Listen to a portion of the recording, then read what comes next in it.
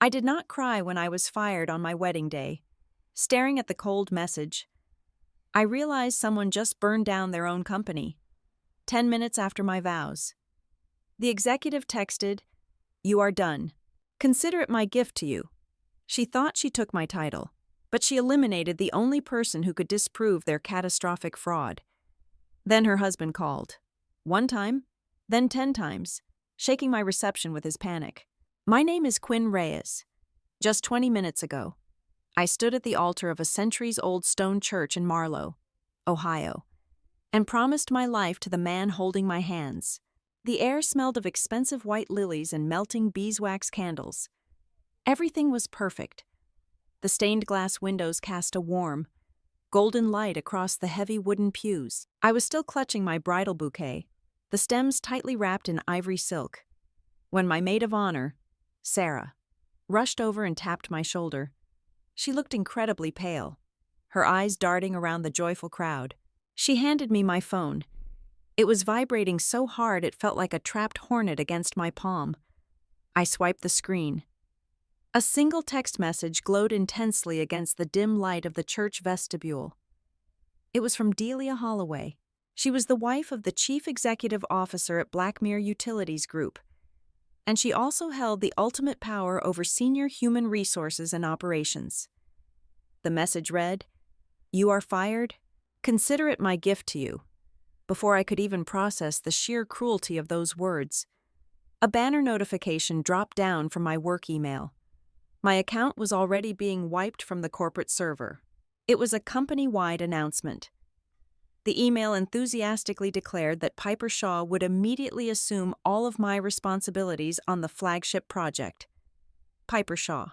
Delia had practically installed her young niece in my shadow exactly 3 months ago under the guise of bringing a fresh perspective to our team. I stood completely frozen. The cold stone of the church floor seeped through the thin satin soles of my bridal shoes. I was not stunned because I had lost my job. Layoffs happen. Corporate restructuring happens. I was stunned because of the precise, surgical timing of the execution. Today was my wedding day. It was the one day, the exact hour, when I was completely disconnected from the Blackmere internal network. I had happily handed over my administrative keys yesterday afternoon to enjoy my honeymoon. I was entirely offline. Someone had carefully calculated this exact moment to strike. Knowing I would be surrounded by my closest family, wearing a heavy white dress, and utterly unable to log into a computer terminal to fight back, Luca Bennett, my husband of exactly 15 minutes, stepped away from a group of congratulating relatives and placed a warm hand on my bare shoulder. My brand new husband was not a corporate shark. He did not care about profit margins, quarterly earnings reports, or hostile board meetings. Luca was an environmental compliance analyst for the Clean Water Oversight Bureau of the state of Ohio. He spent his days buried in ecological impact reports and water purity regulations. I expected him to read the vicious text message and erupt into defensive anger. I expected him to yell, to demand we call an employment lawyer right that second, to curse Delia Holloway and her entire executive team. He did none of those things. His dark eyes scanned the bright screen of my phone. His jaw tightened instantly. The soft, loving groom who had just cried during our vows vanished, replaced entirely by the sharp, analytical state investigator. His reaction was pure, calculated vigilance. He did not look at the phone like it was a personal insult. He looked at it like it was a piece of forensic evidence at a fresh crime scene. "Quinn," Luca said. His voice was incredibly low, barely carrying over the joyful echoes of our guests heading toward the main reception hall. "Look at me." I met his gaze. The panic in my chest was rapidly forming into a hard, cold knot. She fired me. Luca. Right now. Right after we said our vows. They gave my entire department to her niece. "Listen to me carefully," he whispered, pulling me gently by the elbow into the deep shadow of a large stone pillar, away from the wandering eyes of the wedding photographer. The distant sounds of a string quartet warming up drifted down the long hallway. "This is not about you, not really, over the past 7 days. The state audit system has been throwing massive red flags. They are all over your company. I frowned, my veil brushing softly against my cheeks as I shook my head in total confusion. What are you talking about? Which project? The Great Lakes Renewal Corridor. Luca replied without hesitation. My breath caught in my throat. That was my project. It was the absolute crown jewel of Blackmere Utilities Group. It was a massive water treatment modernization package worth over $2.3 billion. I had built the entire internal compliance framework for it from the ground up. It was my life's work for the past 4 years. What kind of red flags? I asked, my voice trembling slightly as the terrifying reality of his words started to sink in. File discrepancies, Luca explained, his eyes constantly scanning the empty vestibule to ensure no one was listening to our conversation. The state system automatically flagged multiple irregular submissions this week. Someone at Blackmere has been quietly pushing technical specification changes into the state portal. But here is the massive problem. Quinn.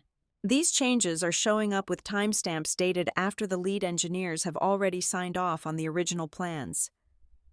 The beautiful bridal bouquet finally slipped from my loose grip, the delicate white lilies bruising against the hard stone floor. My mind violently raced through the complex digital architecture of the security system I had personally designed for Blackmere. That is impossible, I stated firmly, shaking my head again. The software simply does not allow that to happen. Any change to a specification sheet after the final engineering approval requires a complete administrative override. It immediately triggers a loud alert directly to my desk. No one in the entire building can bypass that security protocol. Unless the person sitting at that desk is suddenly gone, Luca pointed out softly. His words hit me like a physical blow to the stomach. The heavy wooden doors to the main reception hall suddenly swung wide open, releasing a bright burst of laughter, clinking champagne glasses, and upbeat jazz music into the quiet corridor. The contrast between the two worlds was absolutely nauseating.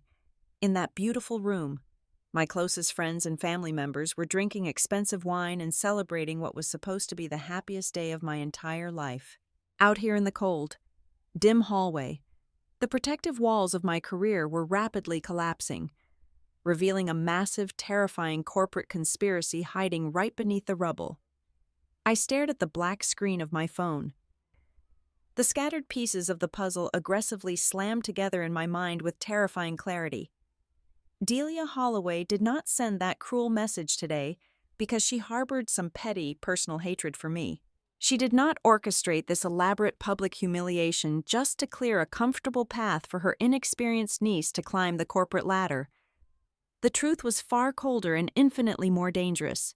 Delia Holloway fired me today because she desperately needed me to disappear at this exact moment.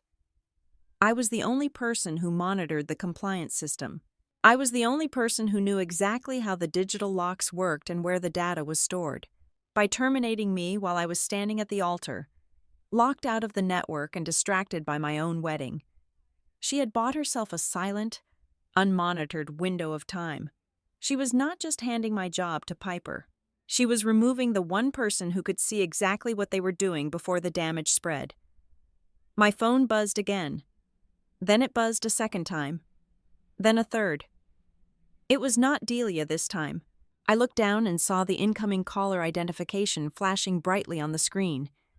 It was Nathan Holloway, the chief executive officer, Delia's husband. He was calling me. I let it ring. He called again and again.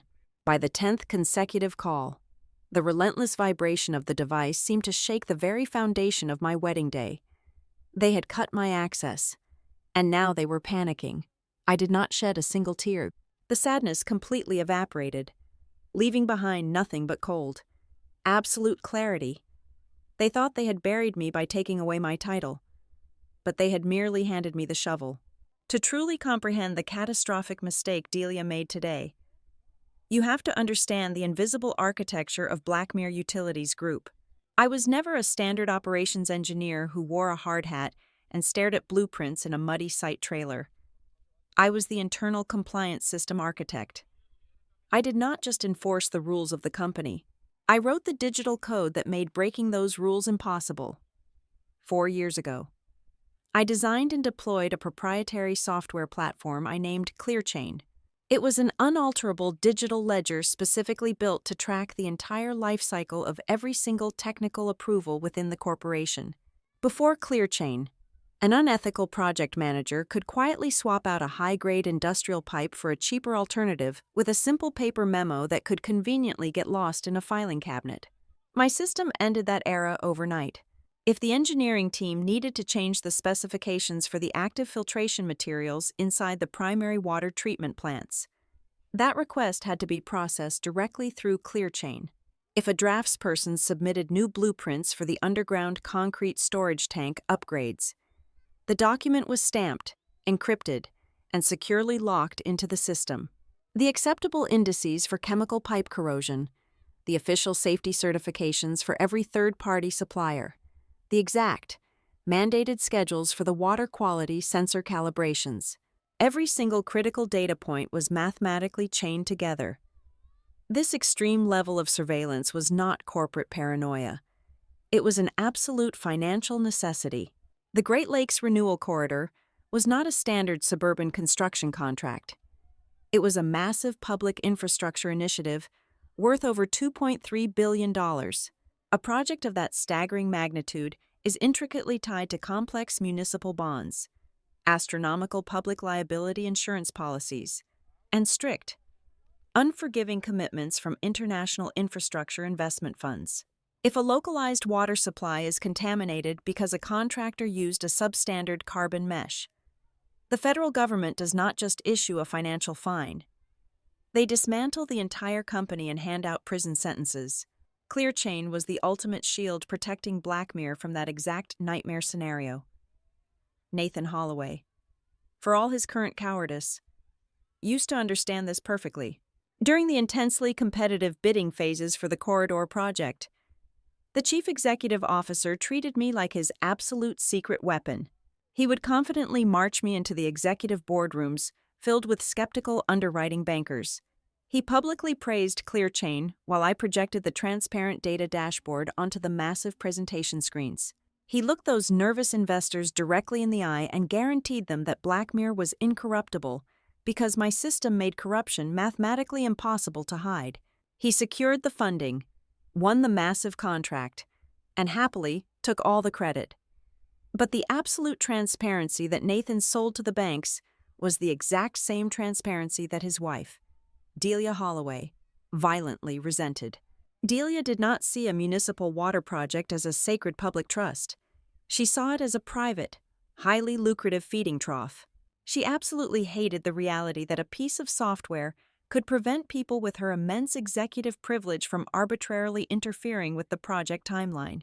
She loathed that ClearChain made it impossible for her to quietly steer massive supply contracts toward the preferred vendors owned by her personal friends and family members.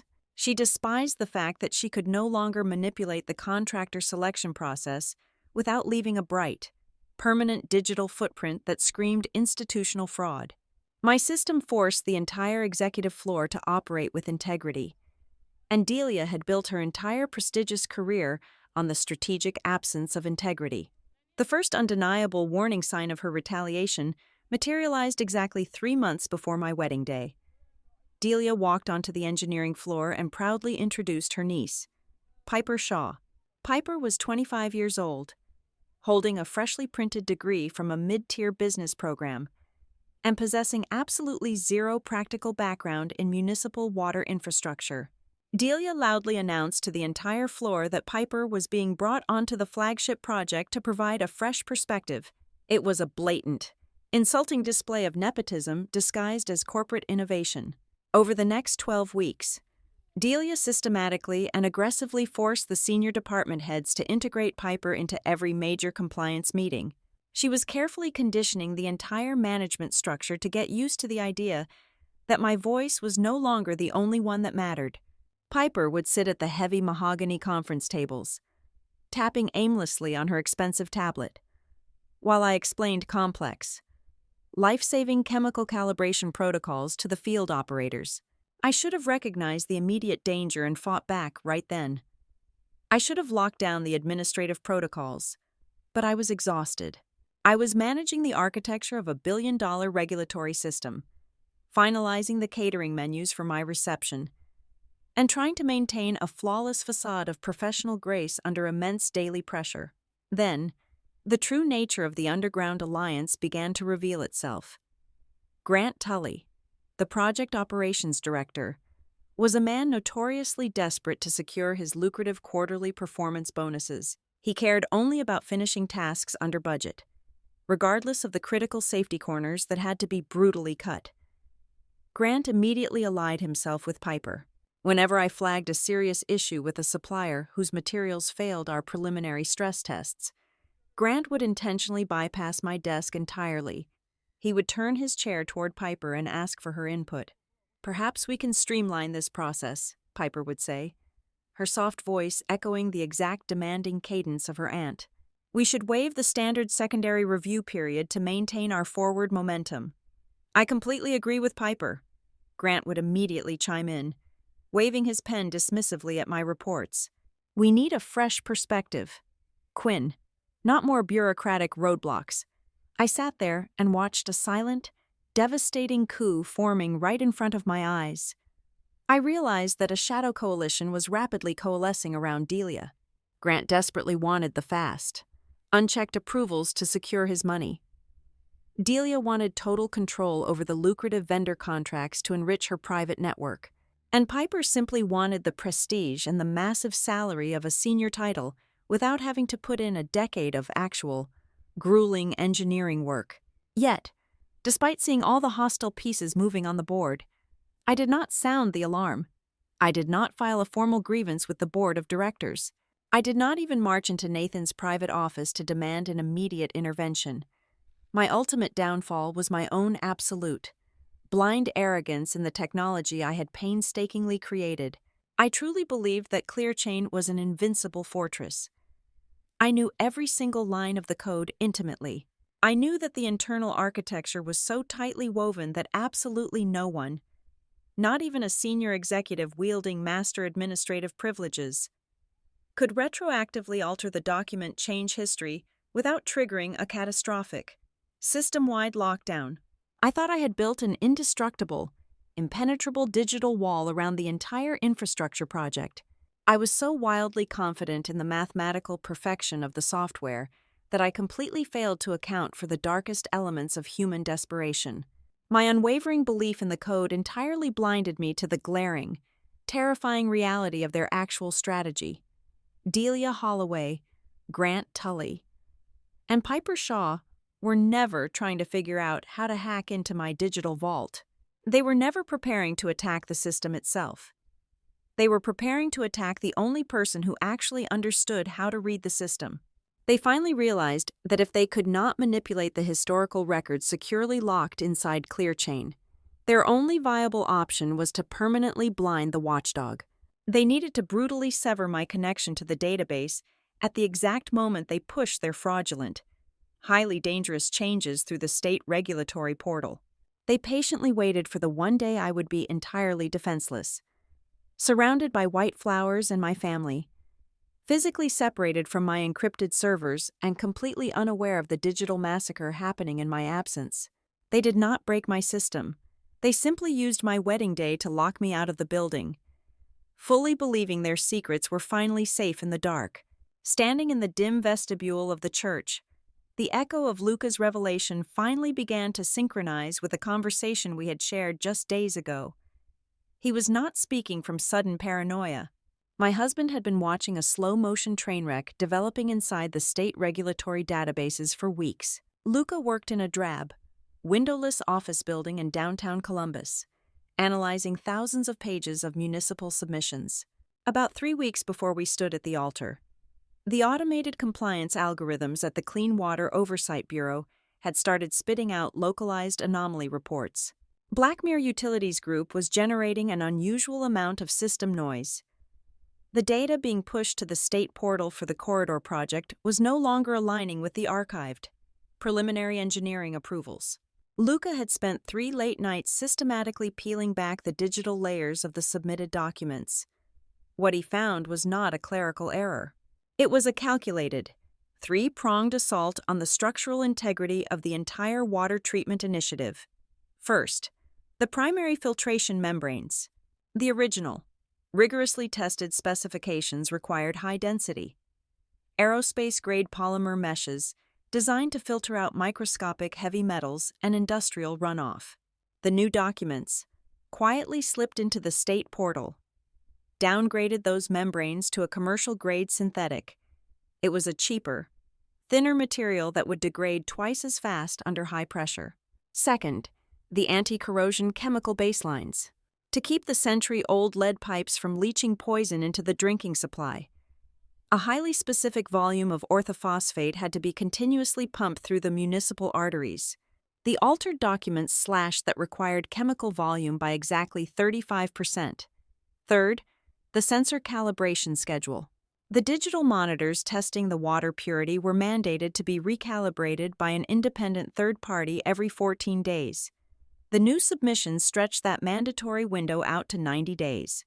Luca explained the terrifying logic behind these alterations. By downgrading the filters, cutting the chemical treatments, and reducing the independent inspections, someone inside Blackmere was instantly shaving tens of millions of dollars off the short-term operational budget. They were padding the immediate profit margins, but the trade-off was astronomical. They were gambling with the lives of hundreds of thousands of citizens.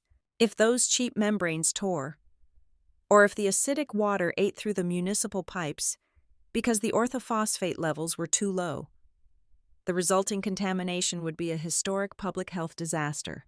The resulting legal liability would completely obliterate the company.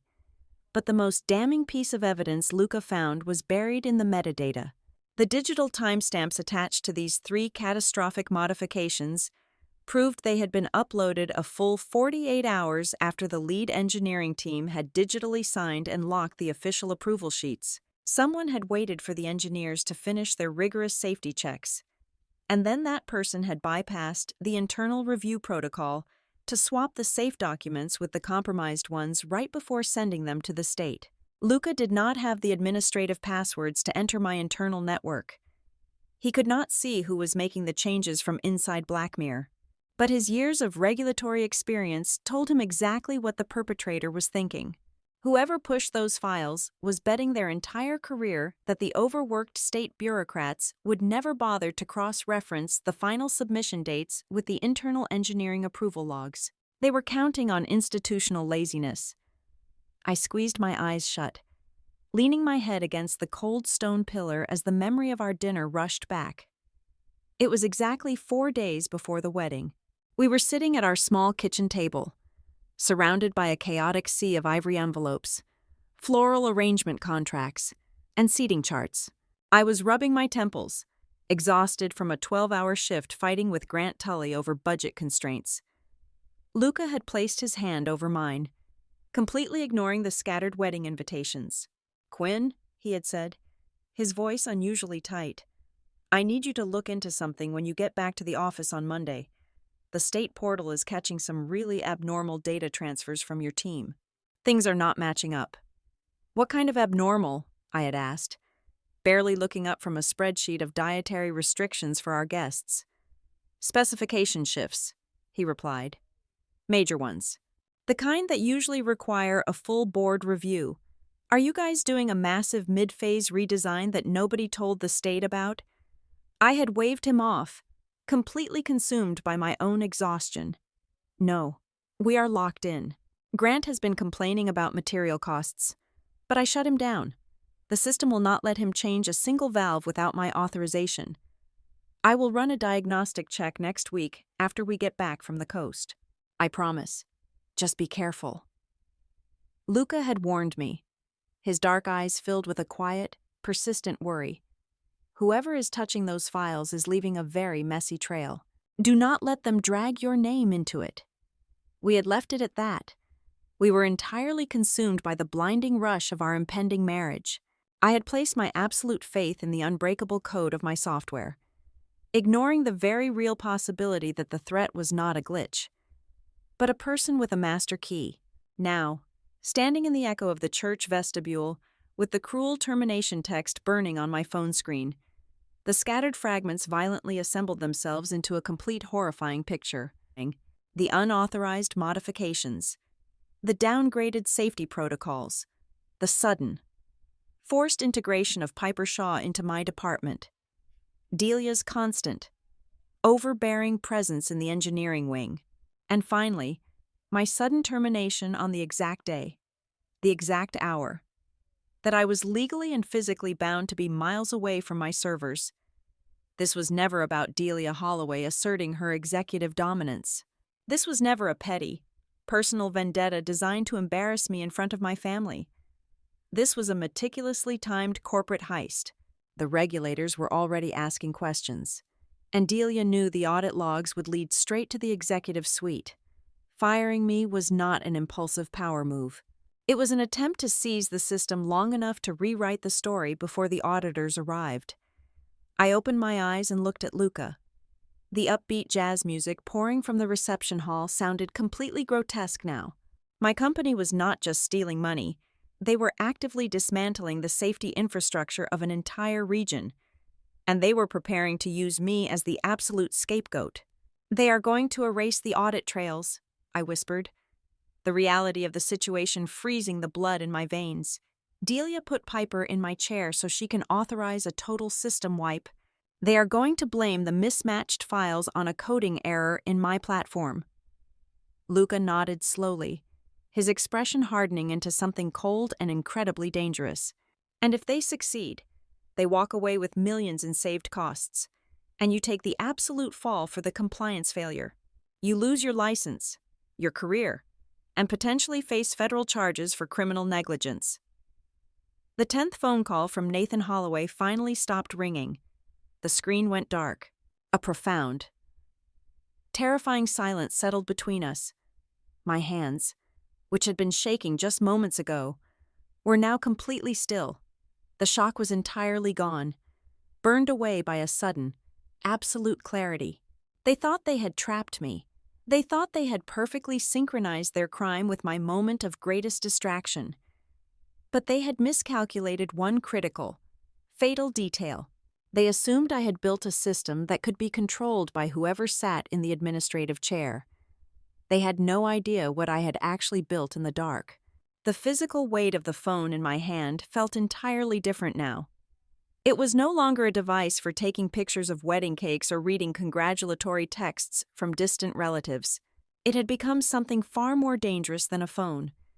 It was the one thing they suddenly needed, and they no longer controlled it.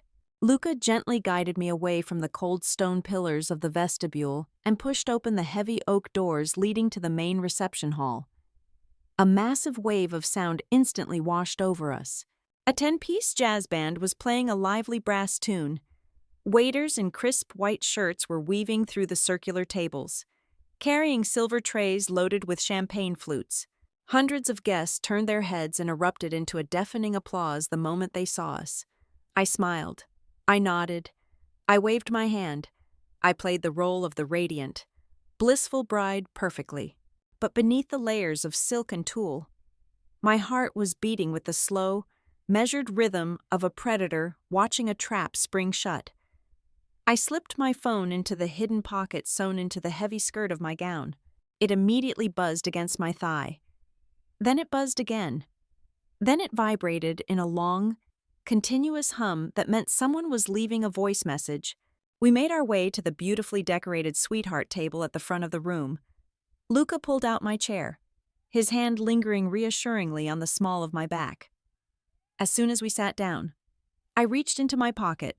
"How bad is it?" Luca asked, his voice completely masked by the cheerful clinking of silverware against fine china. I slid the device onto my lap, hiding it beneath the thick linen tablecloth, and unlocked the screen. The notification panel was a chaotic wall of red alerts. There were 14 missed calls in the span of 20 minutes. 6 of them were from Nathan Holloway. 4 were from the chief legal counsel. 3 were from the director of finance. 1 was from the main executive switchboard. They were bleeding, and they finally realized I was the only person holding a tourniquet. "I need to hear these," I whispered to Luca. We waited for the best man to finish a loud, humorous toast, then quietly excused ourselves, slipping through a side door that led to the private bridal suite. The room was quiet, smelling of discarded hairspray and fresh roses. I sat on the edge of a velvet sofa, placed the phone on the glass coffee table, and pressed the speaker icon. The first voicemail began to play. "Quinn, it is Nathan." The chief executive officer usually spoke with the deep, booming confidence of a man who owned the room before he even walked into it. Now, his voice was remarkably thin, stretched tight like a wire about to snap. "There seems to be a severe misunderstanding regarding the project files. We are experiencing a minor system lockdown on the compliance dashboard. I need you to call me back the absolute second you hear this message. Tonight. It is imperative that we clear this up before Monday morning." I looked up at Luca. He crossed his arms over his tailored suit jacket, his face an unreadable mask. Nathan was lying. A system lockdown was not a minor misunderstanding.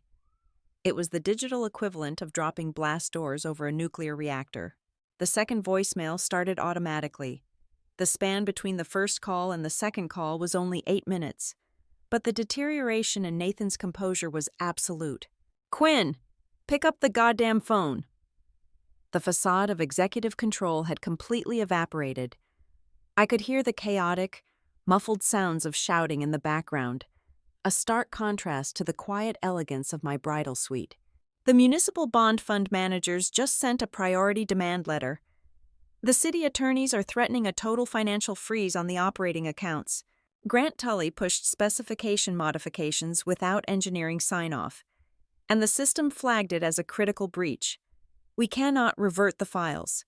Piper does not have the administrative keys. Call me right now." The message ended with a sharp click. I sat perfectly still, letting the sheer magnitude of his panic wash over me. Nathan was not calling to apologize for his wife firing me. He was calling because the fire Delia started was rapidly burning its way up to his office on the top floor. But there was something incredibly revealing hiding inside his desperate shouting. I played the message back in my mind, analyzing every single word. Nathan explicitly named Grant Tully. He threw his own director of operations directly under the moving bus without a second of hesitation. He admitted that Grant pushed the illegal changes. But Nathan carefully, deliberately omitted the most crucial piece of the puzzle. He never mentioned Delia. He never mentioned that Grant could only bypass the engineering sign-off if a senior executive provided a master override code.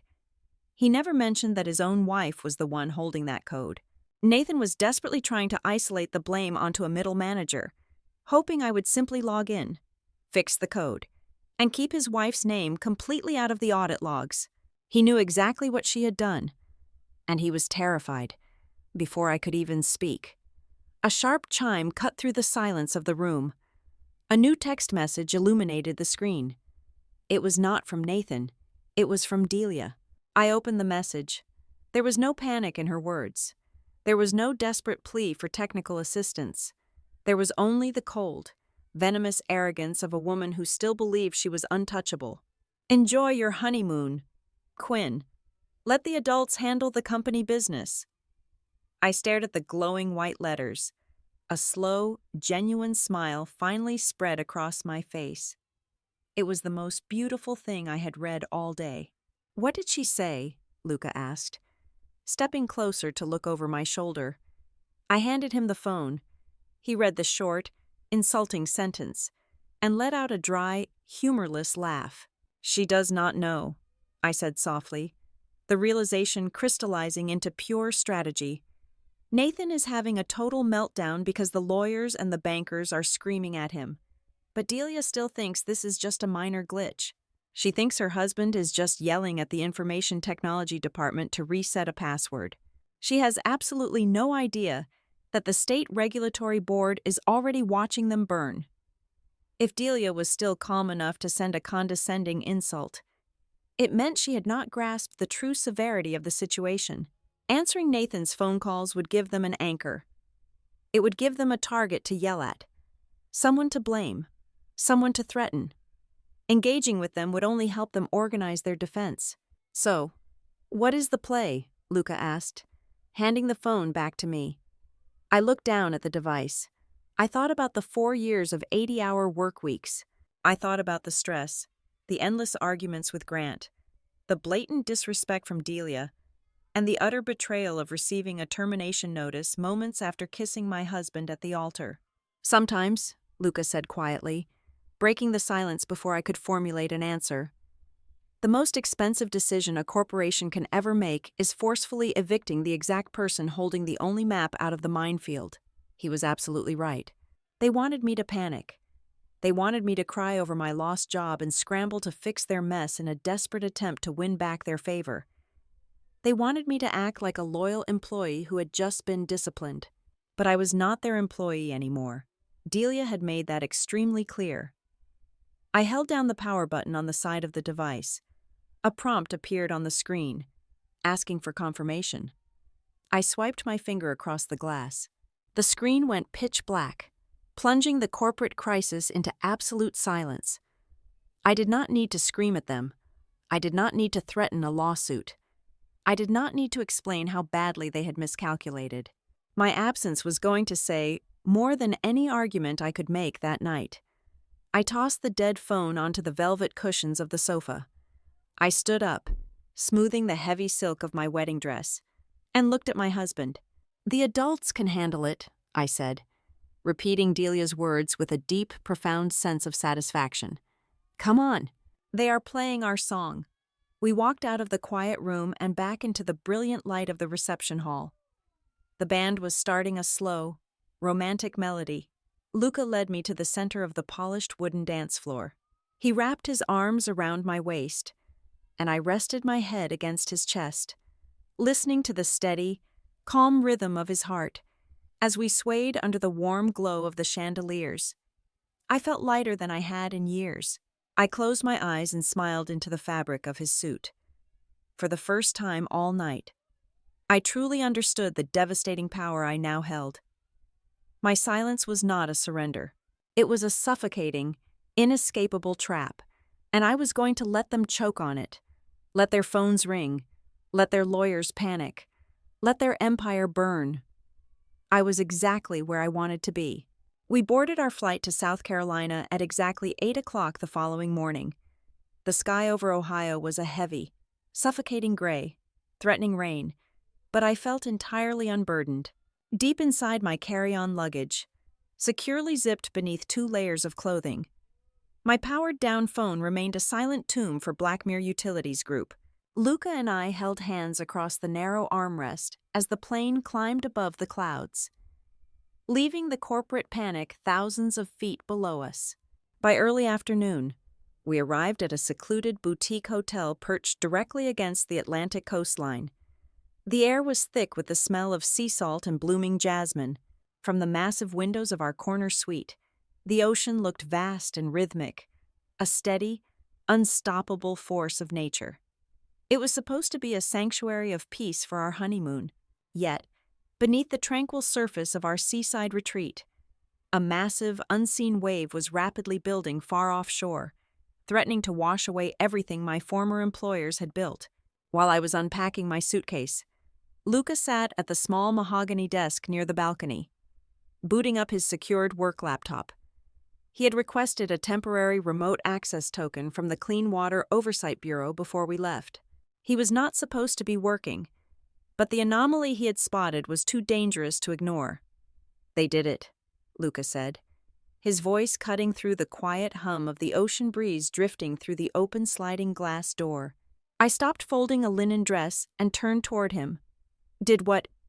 "The state regulators finally dropped the hammer," he replied, his eyes scanning the dense columns of text on his glowing screen. "The automated flagging system reached its critical threshold late last night. The Ohio Oversight Board officially opened a formal, comprehensive review into the Great Lakes Renewal Corridor. And more importantly, they just instituted a temporary freeze on the next phase of disbursement applications." I walked over and stood behind his chair, resting my hands on his shoulders. The state freezing the funds was the absolute worst-case scenario for Nathan Holloway. when dealing with a $2.3 billion public infrastructure initiative. Cash flow is the only oxygen the project has. How much did they freeze? I asked, my mind already calculating the devastating financial ripple effects. The entire third quarter operational budget, Luca answered grimly. That is nearly $85 million effectively locked in a bureaucratic vault until Blackmere can legally justify the specification changes to a panel of angry state auditors. I stepped away from the desk and paced across the hardwood floor of the suite. The technical ramifications began to unfold in my head like a collapsing house of cards. I started to piece together exactly why Nathan had been screaming into my voicemail the night before. It is the insurance, I said out loud, piecing the puzzle together. The municipal bonds funding this project are strictly underwritten by massive liability insurance policies. Those insurance actuaries price their risk models based on the original, safe engineering designs. If Grant Tully secretly swapped the high-grade filtration membranes for cheap synthetics, and if he drastically reduced the anti-corrosion chemical baselines, the entire structural integrity of the water system is compromised.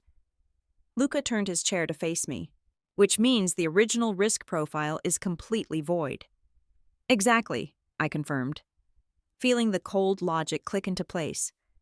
If the filters fail and a township gets sick, the damages would be in the hundreds of millions. The insurance companies will immediately argue that Blackmere breached the terms of their coverage by altering the approved materials without notifying the underwriters. The second the bond issuers realize they are no longer insured against a catastrophic public health failure, they will panic and demand their initial investments back. That is why the lawyers were calling me. They need someone to swear that the altered files are just a computer glitch, not a deliberate breach of contract.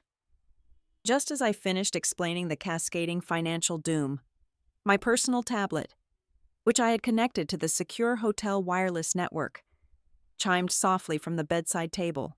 I walked over and picked it up. It was a message on an encrypted, peer-to-peer communication application I rarely used. The sender was an old, trusted source buried deep within the technical operations department back at Blackmere. We had worked closely together for 3 years before Delia started isolating my team. The message was brief, urgent, and incredibly revealing. Things are completely melting down here, the message read. Grant Tully came onto the floor at 6 o'clock this morning. He literally forced the site managers to accept a new batch of vendor certifications for the replacement filtration materials. But he absolutely refused to let the chief structural engineer look at the original physical documents. He just shoved a digital summary sheet in her face and told her it was an executive order.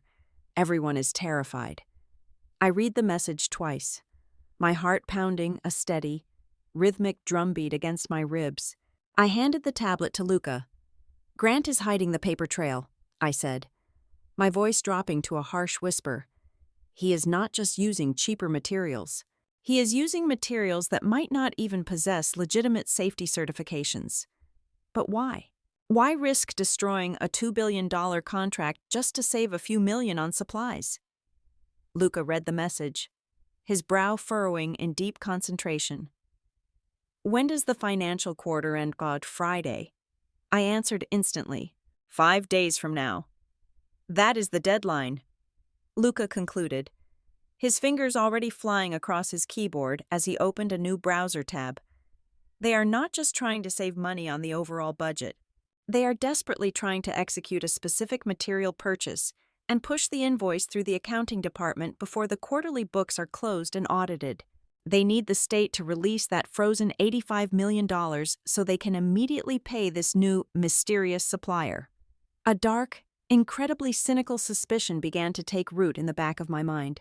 In the cutthroat world of corporate infrastructure, sudden vendor changes pushed through hidden executive channels were rarely about efficiency. They were almost always about greed. Luca, I said, stepping closer to the screen, look up the new vendor.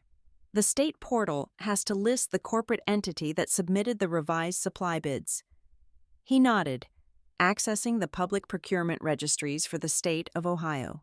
The search took several intense minutes of navigating through dense bureaucratic portals and downloading poorly scanned PDF documents. Finally, He isolated the updated procurement sheet Grant Tully had attempted to quietly slip past the regulators. "Here it is," Luca announced. "The new filtration membranes are being sourced from a company called Apex Industrial Solutions. They are a limited liability corporation registered in Delaware just 8 months ago." 8 months ago, I repeated, the timeline perfectly matching the exact month Delia Holloway began heavily interfering with my department. "Run the registered agent. Pierce the corporate veil. Let us see who actually owns Apex Industrial Solutions." Luca pulled up a specialized financial database he used for state background checks, typing in the registration numbers. The screen loaded, filtering through layers of shell companies, holding groups, and proxy directors designed to obscure the true ownership. Then, the final layer peeled away, revealing a registered family trust fund that acted as the primary financial beneficiary for the supplier. Luca stopped typing. He stared at the screen for a long, heavy moment before looking up at me. The expression on his face was a mixture of absolute shock and profound disgust. "The primary beneficiary of the trust fund that owns Apex Industrial Solutions," Luca said, his voice completely devoid of emotion, "is a man named Richard Vance."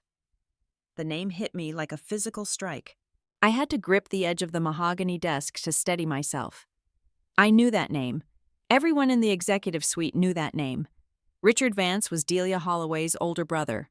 The room spun wildly for a fraction of a second before snapping into a terrifying, crystal-clear focus. The final, massive piece of the puzzle slammed violently into place. This was never a standard story of corporate negligence or a misguided attempt to secure an end-of-year performance bonus. This was a highly coordinated, multi-million-dollar embezzlement scheme. Delia was systematically funneling massive public infrastructure funds directly out of the Great Lakes Renewal Corridor and straight into her own family's pockets.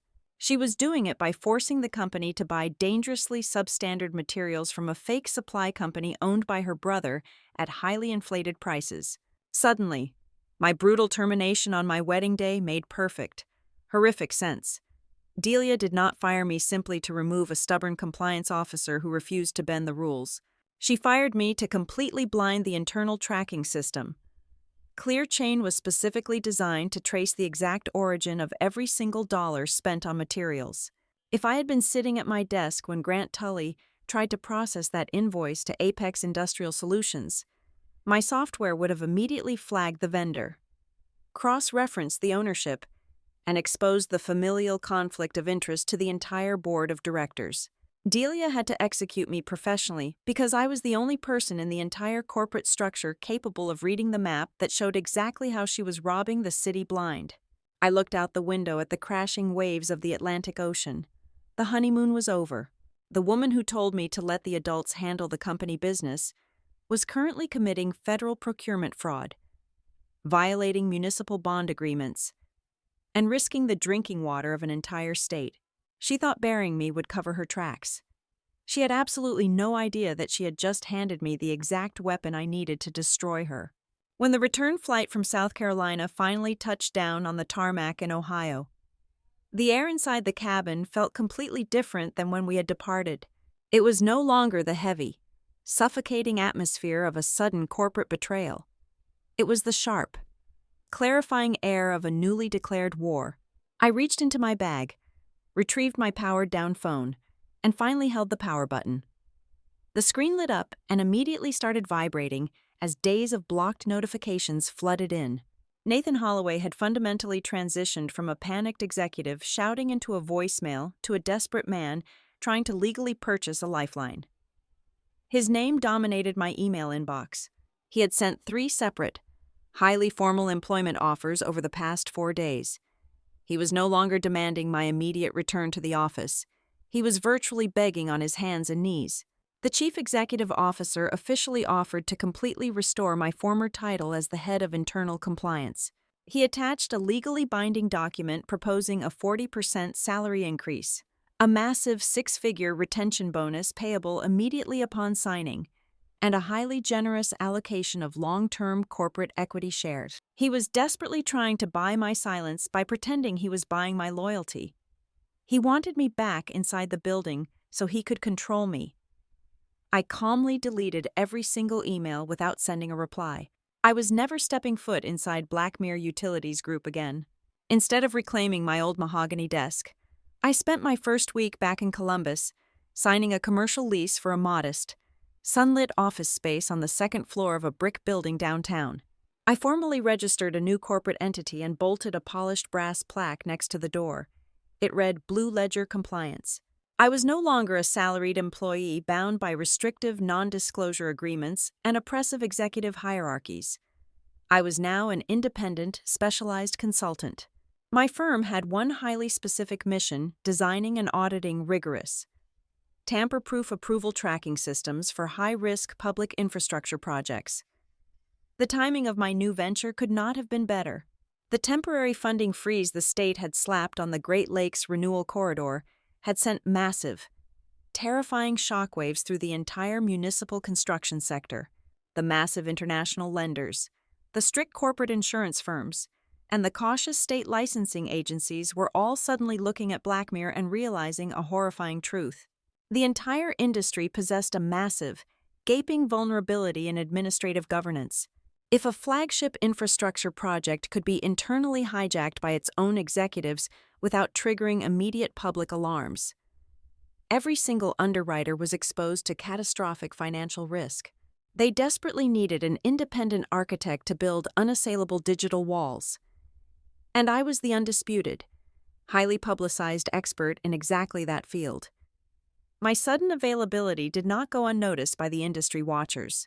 An anonymous trade publication circulating widely among infrastructure investors and bond issuers published a highly speculative, deeply researched article about the administrative chaos currently engulfing Blackmere.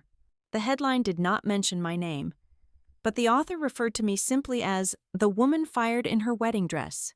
The article heavily implied that this nameless woman was possibly the only person who truly understood why a multi-billion-dollar public works initiative was rapidly collapsing from the inside out. Blackmere immediately deployed their aggressive public relations machinery to control the bleeding narrative. Their official press releases carefully avoided mentioning the frozen state funds, the downgraded filtration membranes, or the ongoing oversight review. Instead, they fed the industry a heavily sanitized, deeply insulting story. They officially claimed that the internal compliance software I had designed was unnecessarily convoluted, creating a bottleneck in project efficiency. They confidently assured the municipal bondholders that the current administrative gridlock was nothing more than the unfortunate consequence of a bumpy personnel transition. They framed Delia's niece, Piper Shaw, as a brilliant young manager valiantly struggling to simplify a broken, overly complicated system left behind by a disgruntled former employee.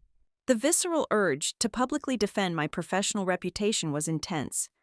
I wanted to release a fiery statement. I wanted to go on the record with the business journals and explain exactly how the system was mathematically perfect until a senior executive intentionally bypassed the security protocols to enrich her own family. But I forced myself to remain completely silent. A public war of words would only allow Delia to drag me into a subjective, messy mudslinging contest. I knew from years of building compliance frameworks that the absolute best counterattack was never an emotional press conference. The ultimate weapon was irrefutable, cold documentation. I needed to assemble a complete, panoramic picture of their corruption before I finally struck the match. That is when Luca stepped in to bridge the critical gap between my digital records and the human element of the crime. My husband utilized his deep network within the state regulatory community to quietly connect me with two people who possessed the exact puzzle pieces I was missing. They were individuals who could easily become the absolute key witnesses when the state auditors finally convened a formal hearing. The first was Tessa Bloom.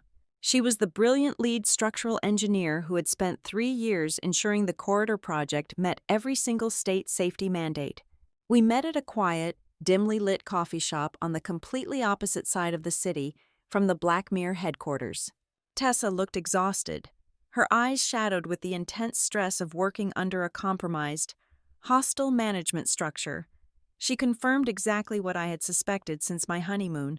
"They completely locked me out of the approval chain," Tessa said. her voice shaking with a mixture of anger and deep fatigue as she gripped a warm ceramic mug. Grant Tully completely stopped sending me the physical specification sheets for the new water filtration materials. Whenever I explicitly demanded to see the original manufacturer certifications, Piper Shaw would intervene. She would stand in my doorway and tell me the executive suite had already cleared the vendors to save time. They are installing substandard materials that will absolutely fail the required pressure tests. Quinn. And worse, the system is showing that my department approved it. They are operating in the dark. The second connection Luca facilitated was with Evan Pike. Evan was a meticulous municipal bond specialist who had abruptly resigned from the Blackmere Financial Department exactly 6 months ago. We met him the following afternoon in a secluded park near the riverfront. Evan had walked away from a highly lucrative career because he had seen the early warning signs of Delia's financial manipulation and absolutely refused to be legally implicated when the bomb finally detonated. The covenant agreements on those municipal bonds are incredibly strict, Evan explained, leaning against a wooden fence and watching the water flow past. He spoke with the rapid, precise cadence of a man who read financial law for fun. Blackmere is legally required to officially notify the bondholders of any significant material changes to the project scope within 14 days. Delia deliberately structured these new supply contracts to bypass that notification window. If the state auditors prove she is funneling public funds into a shell company owned by her brother, it is not just a standard breach of contract. It is a massive, deliberate securities fraud. The bondholders will pull their capital instantly, and the company will be forced into federal receivership. As I drove home that evening, the steering wheel felt solid and grounding beneath my hands. The reality of my new position settled over me with a deep, empowering clarity. When Delia sent that cruel text message on my wedding day, she genuinely thought she was banishing me to the absolute bottom of the professional food chain. She thought that stripping me of my corporate title and locking me out of my office would render me completely powerless, a weeping bride crying over a lost paycheck. She could not have been more catastrophically wrong. By forcefully ejecting me from the company, she had inadvertently removed the only legal chains holding me back. I was no longer an employee bound by a strict duty of confidentiality to protect Blackmere Utilities Group. I was an independent auditor standing completely outside the blast radius. From a woman abruptly fired on her wedding day, I had rapidly transitioned into a position that was infinitely more dangerous to Delia Holloway.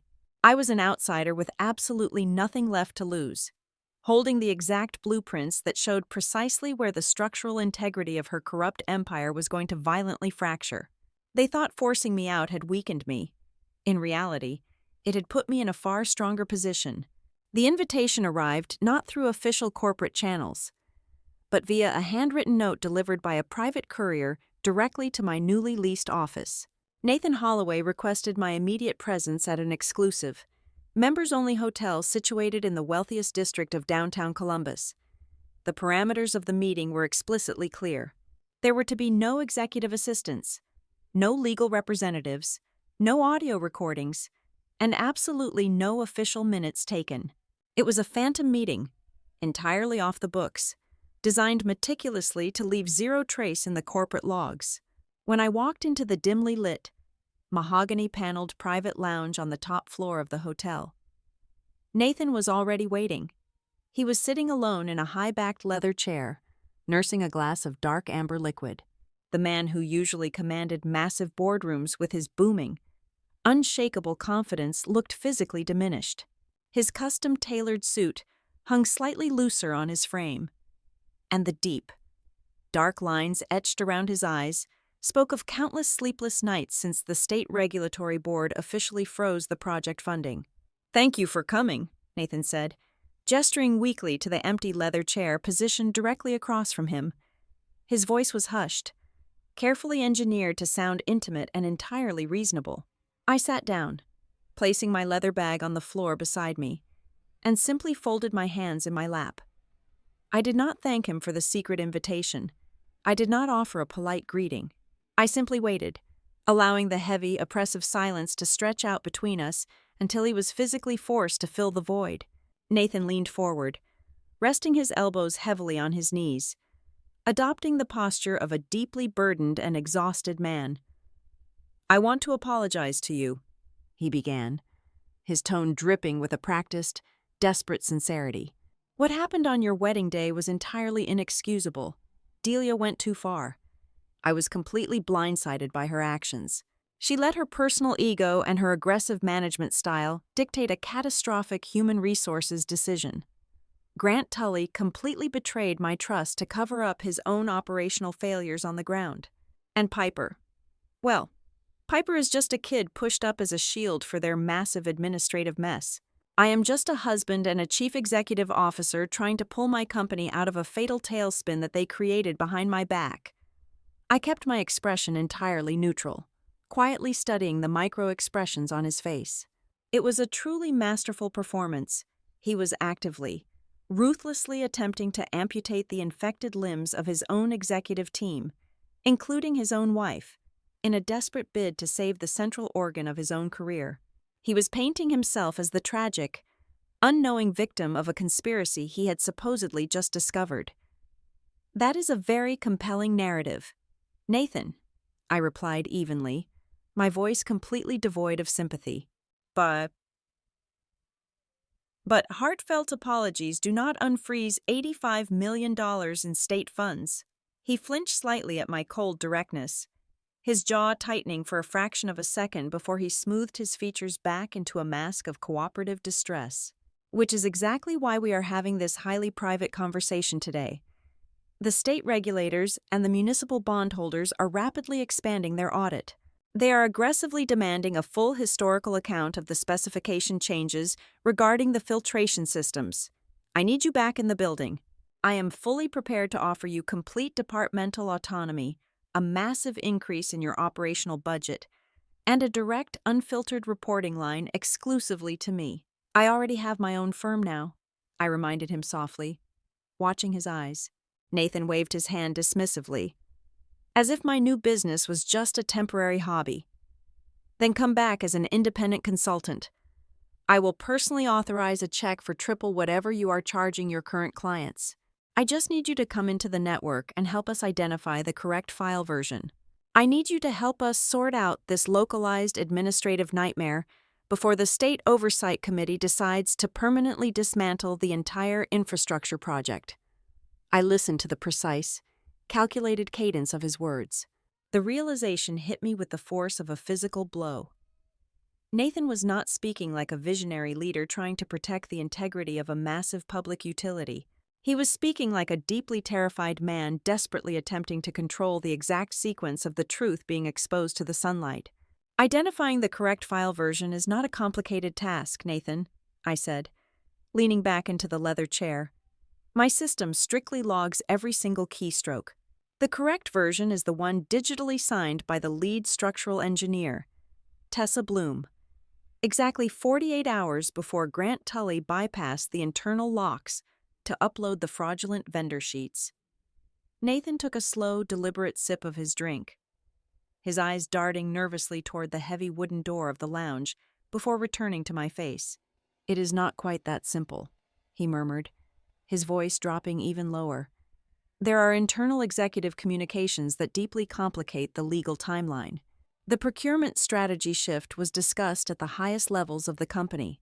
There is a specific internal memo locked in the executive vault outlining the absolute necessity of finding alternative supply chains to meet our quarterly financial deadlines." For a second, everything else in the room seemed to fall away. A sudden freezing chill washed down my spine, settling heavily in the pit of my stomach as my mind processed the monumental mistake he had just made. The executive vault was not a physical safe located behind a painting in a corner office. It was a highly encrypted, deeply classified digital partition within the Blackmere primary server network, according to the strict security architecture I had personally designed and coded from scratch. Only 3 specific individuals in the entire global corporation possessed the multi-factor security clearance required to access, read, or generate documents within that specific, isolated vault: the chief legal counsel, Delia Holloway, and Nathan himself. If Nathan knew the precise contents of a memo locked securely inside that vault detailing the alternative supply chains, he could not possibly be the innocent, blindsided husband he was pretending to be. He knew about the Apex Industrial Solutions contract. He knew about the substandard, dangerous filtration membranes. He knew Delia was actively funneling the public project capital toward her brother's private shell company. He knew all of it, and he had actively allowed it to happen because he desperately needed the quarterly financial numbers to look flawless for his international board of directors. He had just accidentally revealed his own deep complicity, entirely unprompted, simply because he was too panicked to keep his intricate web of lies straight. I did not widen my eyes. I did not gasp. I maintained a gaze so steady and cold that he physically shifted in his seat, suddenly uncomfortable under my scrutiny. If the state regulators gain access to that vault, Nathan continued, completely oblivious to the massive strategic error he had just committed, the optics will be completely devastating to the firm. They will intentionally misinterpret a standard, aggressive cost-saving strategy as a deliberate, criminal breach of contract. He set his crystal glass down on the small table between us. The sharp clink of the glass sounded like a gunshot in the quiet room. He leaned in much closer, the heavy scent of his expensive cologne mixing with the smell of alcohol. The carefully constructed mask of the innocent victim finally slipped away entirely, revealing the raw, ugly, terrifying desperation underneath. We absolutely need to control the narrative here. Quinn, Nathan said, his eyes locking onto mine with an intensity that bordered on physical violence. If you confirm ClearChain was misconfigured during the transition phase, everything might still be salvageable. If you testify to the oversight board that the software catastrophically malfunctioned when Piper took over, causing the timestamps to scramble and the wrong files to be accidentally uploaded to the state portal, I can protect the company. I can protect my family from federal indictments. And I swear to you, I will make sure you never have to worry about money for the rest of your natural life. There it was, the absolute, undeniable bottom line. Nathan had not called me there to hire me back. He had called because he was terrified. In trying to buy my silence, he had given me exactly what I needed, proof that he knew far more than he claimed. The text message arrived late on a Tuesday evening, consisting of nothing but an address for an underground parking garage on the south side of the city and a specific time, 9 o'clock. I recognized the phone number immediately, even without a saved contact name. It belonged to Piper Shaw. I drove to the heavy concrete structure just outside the commercial district. The air inside the garage was damp and cold, echoing hollowly with the sound of distant highway traffic. Piper was standing alone, leaning nervously against the concrete pillar next to her expensive silver sedan. She looked entirely different from the arrogant 25-year-old who used to sit in my engineering meetings, dismissively tapping on her tablet and parroting her aunt's aggressive corporate jargon. Tonight, she was trembling. Her heavy wool coat was pulled tightly around her shoulders, and her face was pale under the flickering fluorescent lights. But her eyes held a sharp, desperate clarity. She was not completely broken. She was surviving. And survival always breeds a very specific kind of ruthless honesty. I did not know, Piper said the exact moment I stepped out of my car, her voice echoing slightly in the vast, empty space. I wanted your title. Quinn. I will admit that to you right now. My aunt told me it was a massive step up, a fast track to the executive suite, and I was greedy enough to take it without asking the right questions. But I swear to you, I did not understand the sheer magnitude of what I was actually walking into. I crossed my arms, deliberately keeping a significant physical distance between us. You walked into a $2.3 billion federal fraud scheme, Piper. You took over the internal compliance architecture of a public water utility. Ignorance is not a valid legal defense when the state auditors start handing out federal indictments. Piper swallowed hard, her hands shaking as she pulled them out of her coat pockets. Delia forced me to sign a massive stack of process acceptance forms the morning of your wedding. She locked the door to her office and told me it was just standard transition paperwork to legally authorize my new administrative access. She said we had to move quickly because you had left the system in a state of unmanageable chaos. But when I finally logged into the primary compliance dashboard on Monday morning and started digging through the weekend logs, I saw the truth. The administrative account that actually pushed those late-night approvals for the new filtration membranes was not mine. She reached into her pocket and pulled out a small, black encrypted flash drive, holding it out to me like it was burning her skin. This is a complete, raw data export from my secure work phone. I downloaded absolutely everything before leaving the executive suite today. There is a specific text message thread between Delia and Grant Tully from the late afternoon of your wedding. She explicitly ordered him to force the new vendor sheets through the state portal. Her exact words were that they had to complete the upload before Monday, before Quinn returns and starts asking questions. I took the drive from her shaking hand. The cold metal casing felt heavy with the weight of absolute destruction. The scattered pieces of the puzzle were rapidly interlocking in my mind. This data export perfectly corroborated the final fragments of evidence I had painstakingly gathered over the past 48 hours through my own independent channels. Just yesterday afternoon, Tessa Bloom, the lead structural engineer, had provided a crucial piece of the technical timeline. She confirmed that she had explicitly and aggressively refused to sign the revised specification sheets for the new water filters.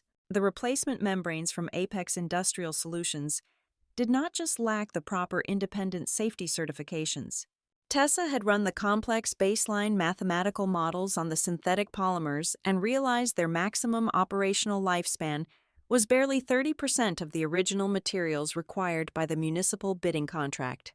They were absolutely guaranteed to fail and rupture within 3 years, not the mandated 30 years. It was a ticking public health time bomb, and Tessa had officially documented her refusal to authorize the downgrade. Furthermore, Evan Pike's quiet insight regarding the municipal bondholders suddenly cast a blinding, unforgiving light on the entire executive floor. Evan had verified that the primary financial underwriters had officially warned Blackmere 6 weeks ago. They had sent a highly classified memo explicitly stating that any significant deviation in material quality or supplier contracts would immediately trigger a mandatory comprehensive financial review and a potential freeze of all capital. Nathan Holloway was completely aware of that strict parameter. He knew that changing the supplier to his brother-in-law's shell company would jeopardize the entire funding structure if the bondholders found out. I plugged the black flash drive into the secure tablet I had brought with me and opened the raw data files while Piper stood nervously in the freezing air. I bypassed the standard text message screenshots and dug straight into the deep system access logs Piper had somehow managed to export from her terminal. I scanned the dense alphanumeric strings tracking the exact moment the fraudulent documents were pushed to the state regulatory portal. Suddenly, a very specific sequence of encrypted characters stopped my breath entirely. I stared at the glowing screen, my mind racing through the mathematical architecture of ClearChain.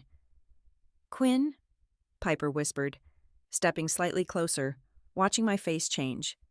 "What is it? What did you find?" "The master override code," I replied, my voice dangerously quiet.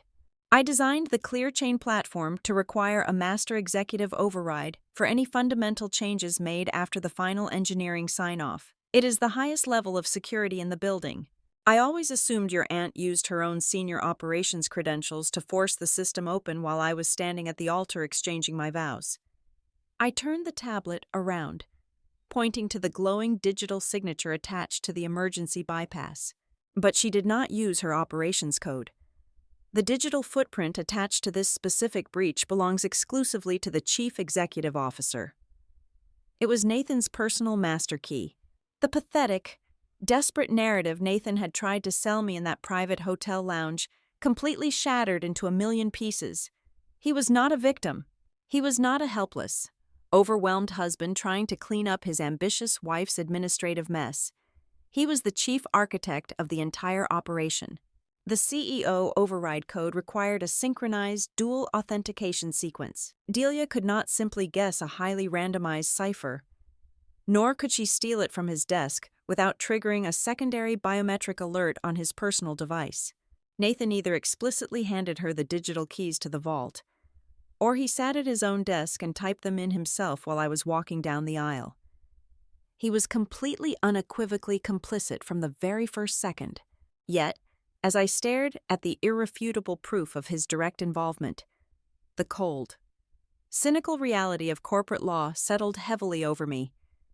This was a massive revelation, but it was still not the absolute killing blow I needed. I knew exactly how their high-priced defense attorneys would spin this specific dataset in a federal courtroom. Blackmere would simply claim that their internal network had been sophisticatedly compromised by an outside threat. They would argue that a malicious actor had stolen the executive codes, manipulated the internal files, and perfectly framed the leadership team. They would blame a catastrophic system security failure, subtly pointing the legal finger right back at the original architect of the software, me.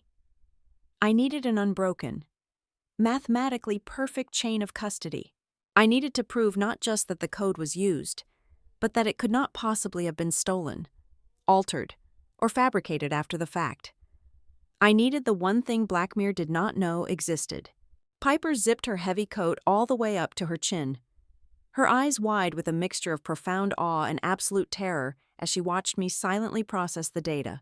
She had finally realized the sheer, unmanageable scale of the monster she had enthusiastically decided to feed for a promotion. "Are you going to fix this, Quinn?"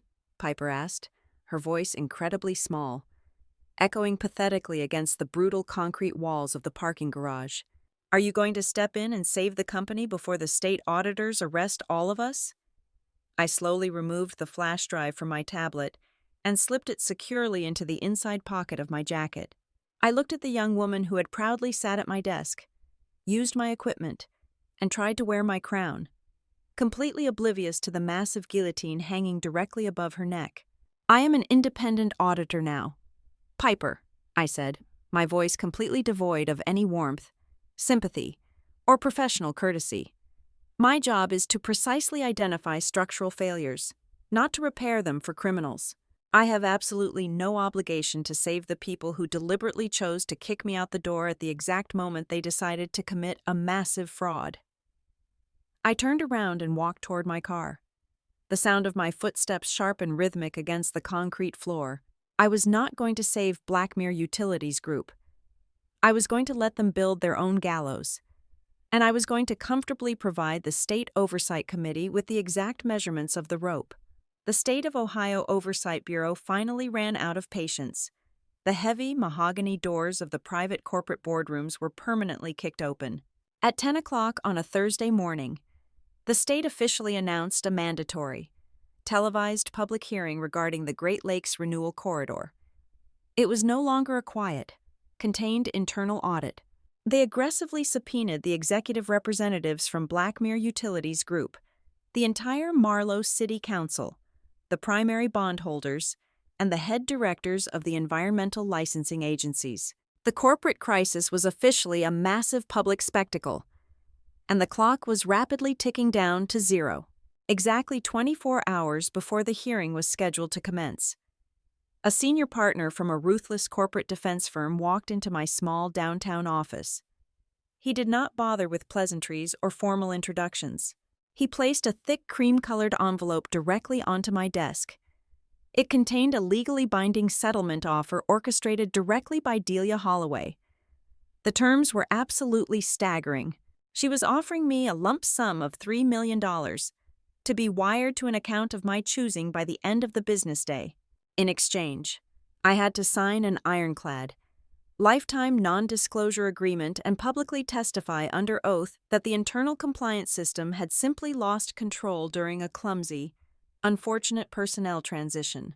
Furthermore, the document included a vicious clause promising that Blackmere would formally agree not to sue me for corporate sabotage if I played along. Delia was desperately trying to buy her own innocence, using the exact same massive pool of wealth she was actively stealing from the public. Less than an hour after the lawyer left, my encrypted inbox chimed. It was a direct message from Nathan Holloway, while his wife wielded financial threats like a blunt instrument. The chief executive officer attempted a much softer, far more insidious approach. He completely ignored the impending legal doom and instead pitched a brilliant, highly lucrative future for my newly established consulting firm. Nathan promised to personally introduce Blue Ledger compliance to the highest levels of the National Infrastructure Planning Committees. He practically guaranteed me a monopoly on federal compliance contracts for the next decade. His only condition was explicitly typed at the very bottom of the message. I need you to help me keep family matters from becoming criminal matters tomorrow. It was absolutely brazen. He was actively trying to recruit me into his criminal enterprise by offering me the keys to a corporate kingdom built entirely on fraud. That evening, the heavy weight of the impending hearing settled over our apartment like a thick, suffocating fog. Luca stood by the kitchen island, meticulously reviewing the printed transcripts of the accesses logs Piper had smuggled out of the building. His face was a mask of cold, analytical dread. "This is incredibly dangerous, Quinn," Luca said, tapping his pen aggressively against the granite countertop. "I know exactly how these state regulatory hearings operate. If you walk into that chamber tomorrow relying solely on the exported data Piper gave you, their defense attorneys will absolutely slaughter you on the stand. They will completely dismiss the logs as fabricated evidence." I poured 2 glasses of water, my hands perfectly steady. The logs contain Nathan's exact administrative signature. "It does not matter," Luca countered, his voice rising with genuine protective panic.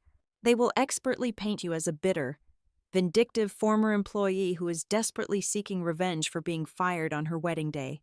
They will argue that you intentionally hard-coded a backdoor into the software just so you could log in remotely, frame the entire executive team, and extort them for a massive financial settlement.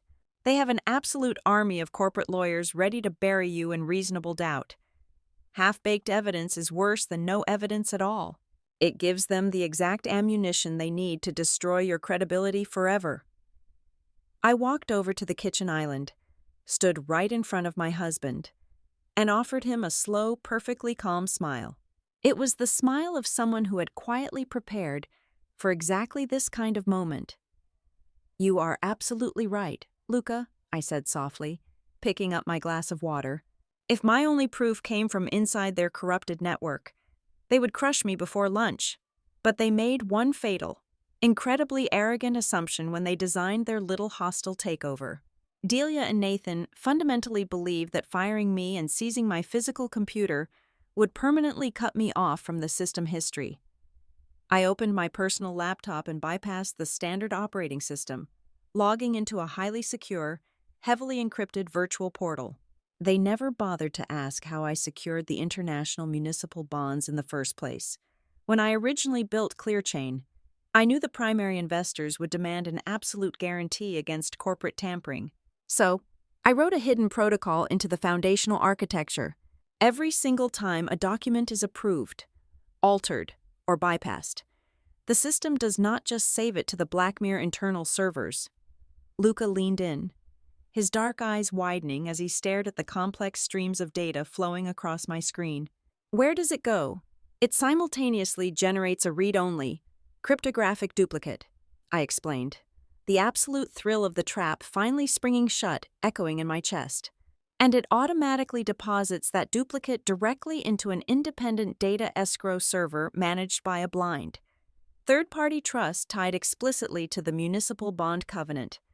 It is legally classified as investor property. Blackmere does not own the server. They do not host it. They do not even possess the administrative rights to view it. And most importantly, they absolutely cannot alter a single line of code inside of it." The realization washed over Luca's face, replacing his dread with profound, absolute shock. The timestamps, the override codes, and the altered specifications were all preserved on an independent escrow server far from Blackmere's headquarters. While the executives were busy cleaning up their internal records, they had no idea that a protected duplicate had existed from the beginning. The clock struck 11 at night. While the Blackmere executives were undoubtedly pacing their luxurious penthouses, finalizing their fabricated testimonies and practicing their innocent expressions in the mirror, I was not sitting at home preparing a victim statement.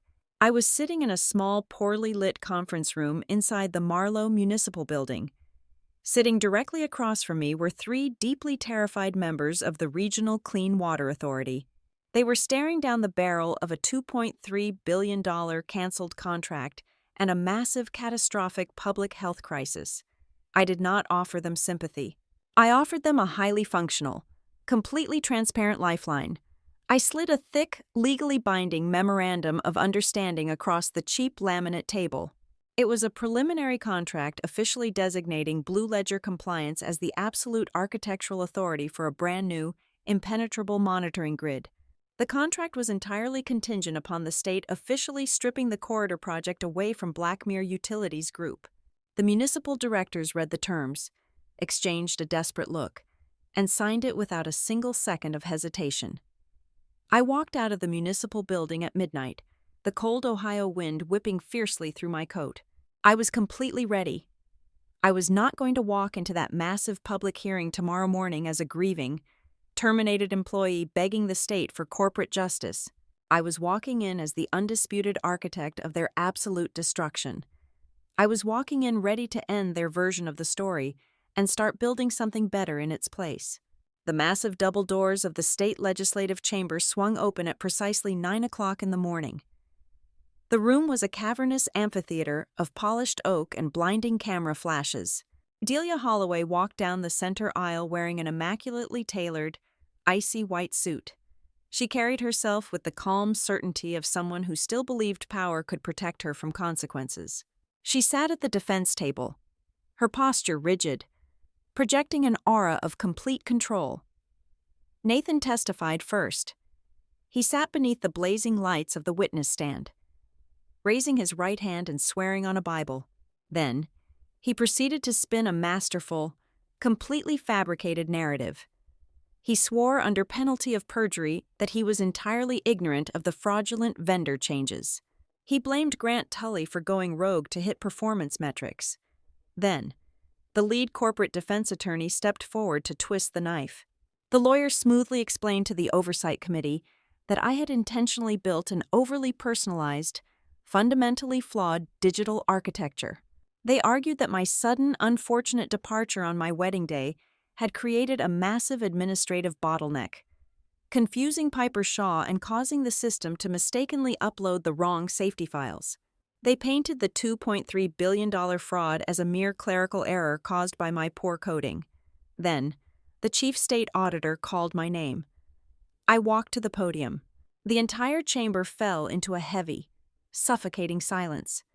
The Blackmere executives watched me like hawks. Nathan gave me a microscopic, desperate nod, fully expecting me to honor the massive financial settlement they had offered me the night before. He thought I was going to look at the microphone, confirm the system malfunctioned, and walk away a multimillionaire. "Miss Reyes," the chief auditor began, peering down at me over his glasses. "Can you please clarify the structural integrity of the ClearChain platform during the transition of power?" I did not pull a prepared statement from my bag. Instead, I handed a heavy, sealed manila envelope to the bailiff, who passed it up to the committee. Inside was a certified, cryptographic flash drive. "The system did not malfunction," I stated clearly, my voice ringing out across the vast room, bouncing off the high ceiling. "The system worked exactly as I designed it to work. It caught a massive, coordinated theft of public funds." A sharp murmur rippled through the gallery. Delia stiffened in her chair. "What you are looking at is not the internal Blackmere database," I continued, speaking directly to the panel of stunned auditors. "That database was compromised the weekend of my wedding. What you hold in your hands is a read-only, cryptographic duplicate pulled directly from an independent data escrow server attached to the municipal bond covenant. Blackmere has zero access to this server. It is mathematically impossible to alter." I watched the color completely drain from Nathan's face. He suddenly looked like a man who realized he was standing on a trapdoor. "Those logs prove an exact, unbroken chain of events," I testified, my words striking like hammer blows in the quiet room. "You will clearly see Grant Tully uploading the fraudulent specifications for the downgraded filtration membranes, completely bypassing the engineering department. You will see Delia Holloway routing those approvals through an unauthorized secondary channel. And finally, you will see the system demanding a maximum security override to process the illegal change. I paused, locking eyes with the chief executive officer. An override that was executed using the personal, highly encrypted digital signature of Nathan Holloway. The gallery erupted into chaos. The judge slammed his gavel repeatedly, demanding order. Delia turned to her husband, her mask of icy control finally shattering into absolute panic. But I was not finished. The true kill shot was still resting in my folder. Furthermore, I raised my voice over the din, holding up a single printed document. The defense has claimed the chief executive officer was completely unaware of the legal risks. I am officially submitting an internal executive memorandum, dated exactly 3 days before I was terminated. This document explicitly proves Nathan Holloway was warned by the bond underwriters that changing the material suppliers would violate the core financial covenants. He actively ignored the warning, and he personally authorized his wife to bypass the safety protocols because he was absolutely terrified of missing the Friday disbursement deadline for the quarterly financial report. The silence that violently crashed down upon the room was absolute. It was the heavy, breathless quiet of a massive empire collapsing in real time. The state auditors stared at the documents, then slowly looked at the executives. In that single, frozen moment, the entire truth was violently laid bare for the public. I was not fired on my wedding day out of petty spite or sudden emotional malice. I was surgically removed. It was a cold, calculated tactical strike designed specifically to eliminate the only watchdog capable of detecting their massive fraud before the state released $85 million in frozen taxpayer funds. They fired me when I was wearing a white dress because they needed my hands tied while they robbed the city blind. The fallout was instantaneous and utterly devastating. The State Oversight Committee did not even wait for the afternoon recess. They formally suspended Blackmere Utilities Group from all public operations effective immediately. By 4 o'clock that afternoon, the panicked board of directors held an emergency, unrecorded vote and permanently stripped Nathan of his title as Chief Executive Officer. The State Attorney General formally transferred Delia's files to the Criminal Division, launching a massive federal investigation into procurement fraud, wire fraud, and falsifying municipal documents. Grant Tully was served with a grand jury subpoena before he even left the parking lot. Piper Shaw, terrified of a lengthy federal prison sentence, immediately retained a private defense attorney and formally filed to become a cooperating state witness against her own aunt. The $2.3 billion Great Lakes Renewal Corridor contract was formally removed from Blackmere's control and placed into a temporary holding trust to be awarded to a brand new, independent consortium. As for me, I walked out of the legislative building and directly into the bright, crisp afternoon sun. I never returned a single phone call from the Blackmere legal team. I entirely rejected their $3 million settlement offer. Instead, later that week, I sat in the municipal offices and officially signed a massive exclusive contract.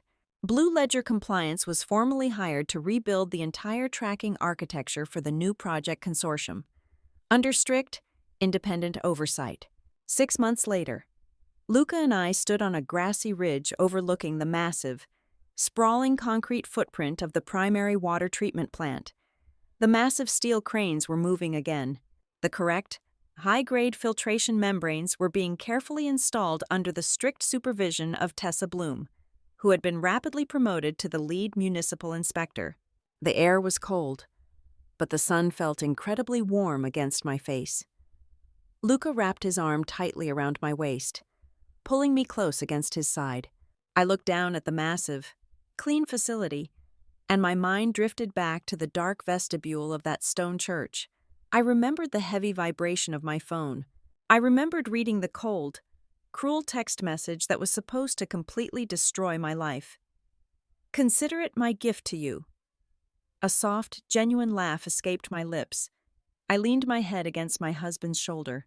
Delia Holloway had been absolutely right, though not in the way she ever intended. It truly was a gift. It was not the gift of losing my career. It was the ultimate gift of clarity, of absolute freedom, and of unimaginable power.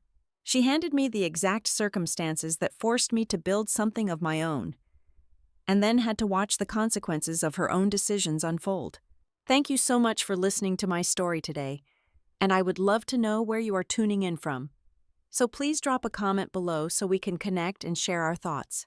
If you enjoyed this journey, please subscribe to the Boss Revenge Stories channel, like this video, and show your support by hitting the hype button so this story can reach even more people who need to hear it.